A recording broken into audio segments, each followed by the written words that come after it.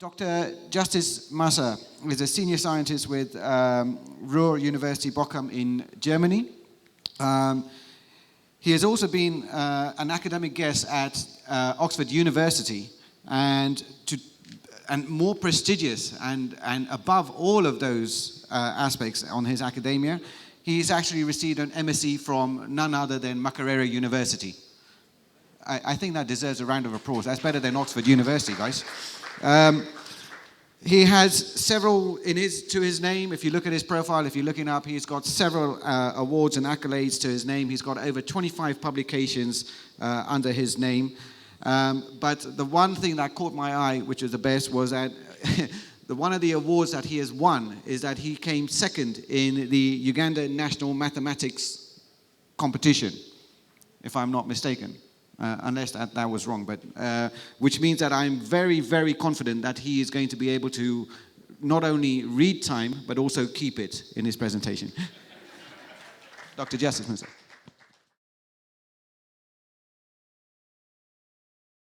Thank you very much, Chair, for the a little bit flattering introduction. I wish to thank the Uganda Chamber of Mines and Petroleum for offering me this opportunity to speak before you, very esteemed ladies and gentlemen. I'm Justus Masa. I'm a research scientist, basically, at Ruhr University Bochum, as you have heard. But I'm also affiliated with Chambogo University, where I come every semester to give their lectures. The theme for this meeting is Mineral Value Addition Road to Development. So we are talking about development. Now when we talk about development, we want this development to be managed in a green and sustainable manner. My central focus of work is actually on sustainable energy systems. So we want that in our world, we want to generate energy from green sources. We want to industrialize. We want green technologies for industrialization. So I'll talk briefly about my work, then I'll go further to talk about one very key chemical industry that you rarely hear about in the less developed countries. And that's the chloroalkali industry. I'll elaborate that further. Now, my main focus of work actually deals with systems that we refer to as fuel cells. Some of you in the audience might have taken a ride in a fuel cell powered car.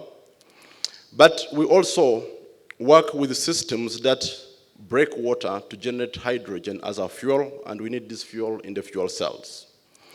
So we need reversible systems that you can use water as your source of energy, most preferably that the source of energy that you're using to break water to give you hydrogen is from a renewable energy source such as solar or from wind or from another renewable energy source.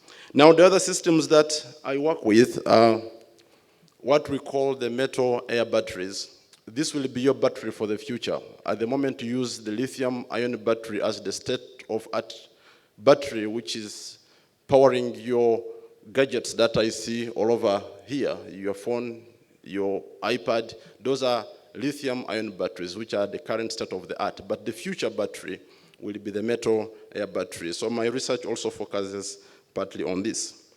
Now, in all that we do, because we want green development, we try to look at, I take some bit of inspiration from nature. On the left, we are all breathing in oxygen right now. So we take in oxygen, it oxidizes our fuel in our bodies, and this fuel gives us the energy that we need to do all that we do.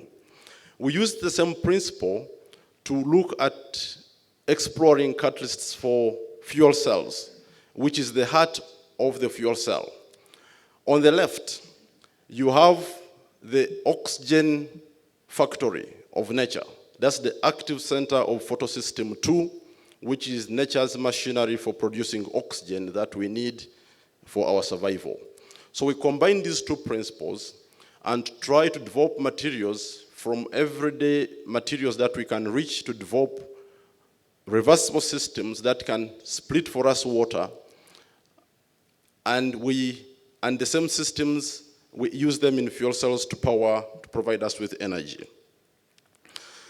This summarizes part of my work, actually.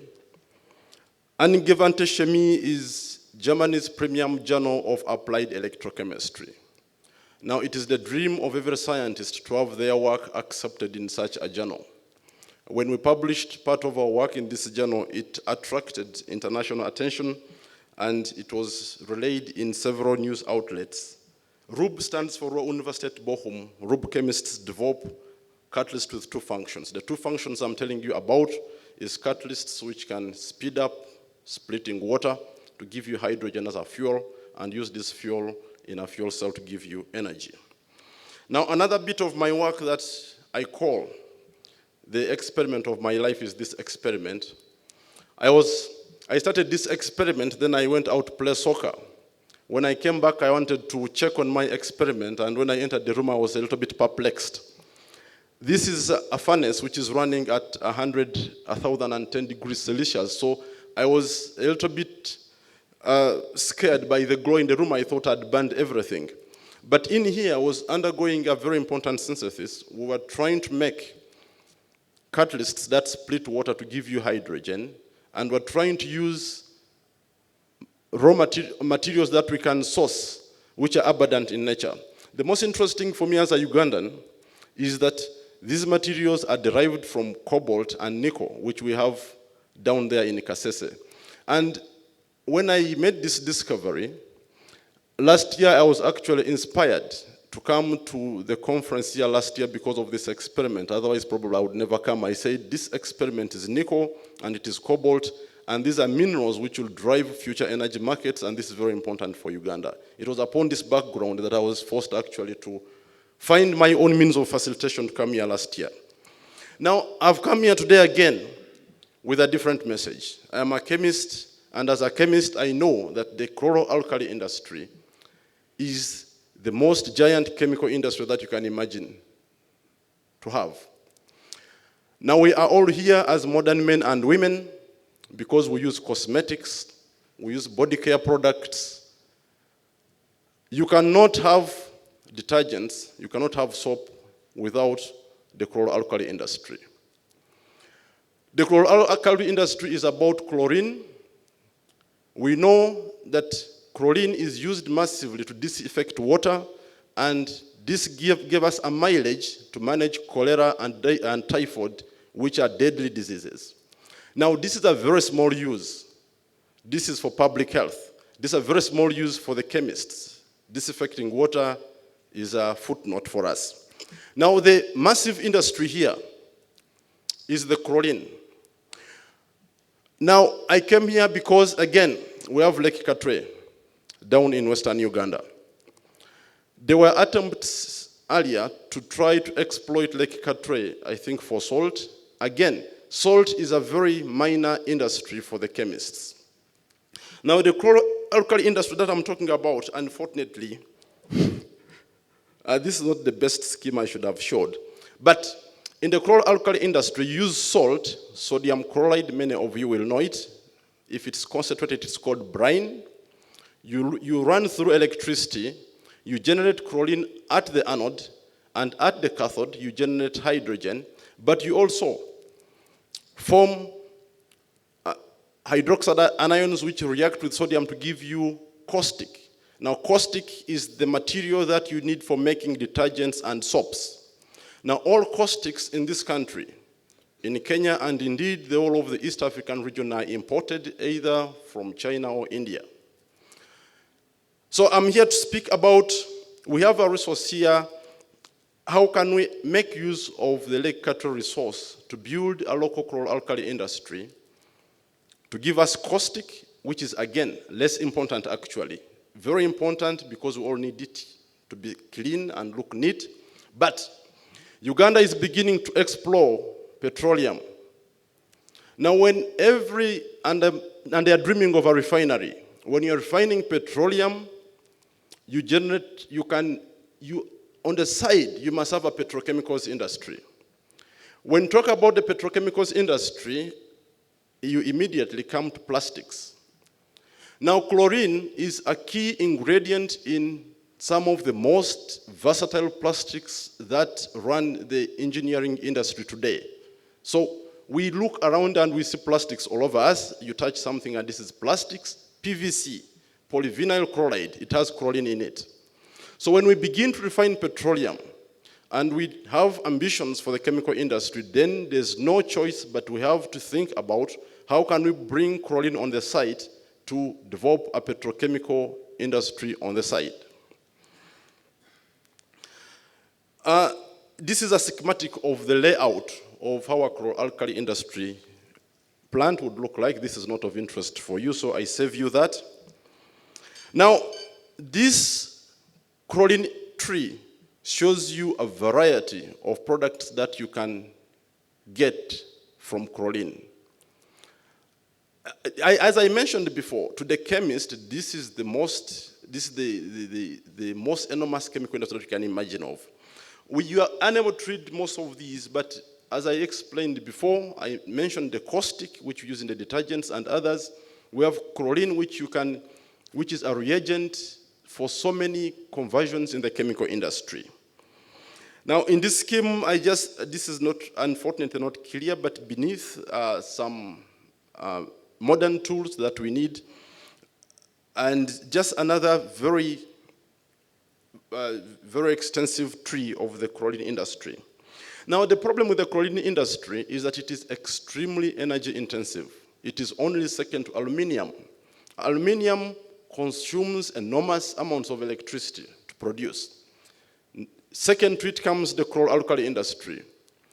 So if you are going to develop this industry, then you must also think about how you are going to meet the energy demands. In the United States of America, the chlor-alkali industry consumes 2% of all the energy that is produced in the United States. Now, this is very respectable. So when we talk about that, I'll go a little bit step to also talk about how can we contribute us as individuals and maybe as a government to trying to avail enough electricity for the country to run industries like these.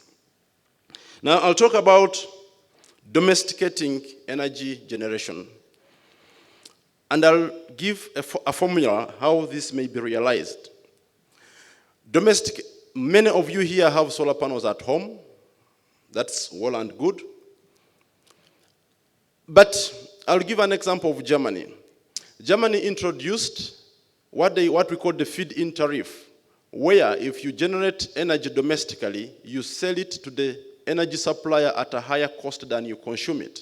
Now, this incentive inspired so many people to build solar roofs in a country without electricity. Remember, they have electricity, if they are very lucky, 4 months in the year.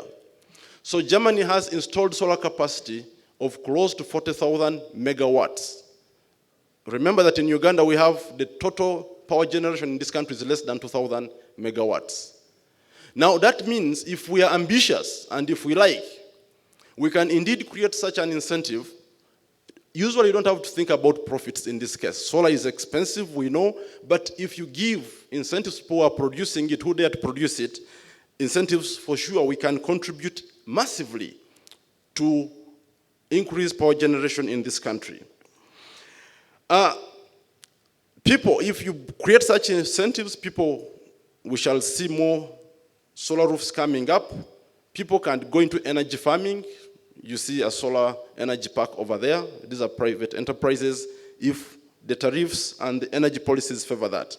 Alongside that, we can integrate energy storage to increase efficiencies of harvesting solar energy. At home, when you harvest your solar energy by the photovoltaic, you store it in a battery, and then later you drain this battery at night when the sun is not there. Now, there are other modern means that you can scale up how much energy you can store in this solar. On the slide is what we call the redox flow battery. Now, the capacity of this battery is dictated by the size of the storage tanks that you have. You pump. The fuel, in this case, is a vanadium salt. You pump it. It is in the high oxidation state when you're discharging. Then you pump it. As it's getting reduced, it gives you energy. and when you want to, to recharge it, you pump it the other way around and you oxidize it back to get energy. Now, part of my work actually includes developing such systems. At the moment, we've been doing it at a laboratory scale, but we're trying to get ambitious to try to bring prototypes for this kind of redox flow batteries. So that was my brief message regarding energy. So I just show another slide, which is what I have just explained before. And with this, I thank you very much for your kind attention. And I thank the organizations that fund our work. We receive a lot of funding from Germany's Ministry for Education and Research, BMBF, and other organizations like DFG. The African Good Governance Network is a network that I belong to. It is comprised of African scholars who had their advanced studies in Germany and who have aspirations to return to the continent to help in improving systems of governance here. Thank you very much for your kind attention. Thank you very much, Dr. Masa. And I definitely acknowledge that you did get the second prize in the mathematics contest because that was perfect timekeeping.